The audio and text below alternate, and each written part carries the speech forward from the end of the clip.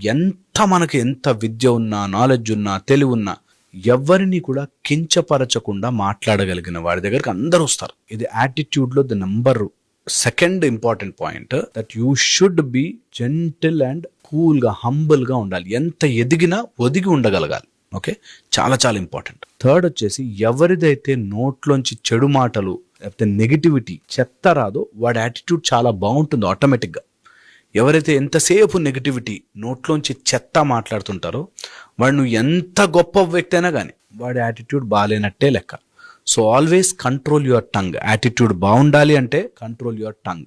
Very very important. ఎవరైనా సరే, ఎలాంటి పర్సన్, చిన్నపిల్లవాడి దగ్గర మాట్లాడుతున్నా, పెద్దవాళ్ళ దగ్గర, ముసలి వాళ్ళ దగ్గర మాట్లాడుతున్నా, ఎవరి దగ్గర ఉన్నా కంట్రోల్ యువర్ టంగ్. అన్నెసెసరీ మాటలు మాట్లాడని వాడు యాటిట్యూడ్ కరెక్ట్గా ఉంటుంది. ఓకే.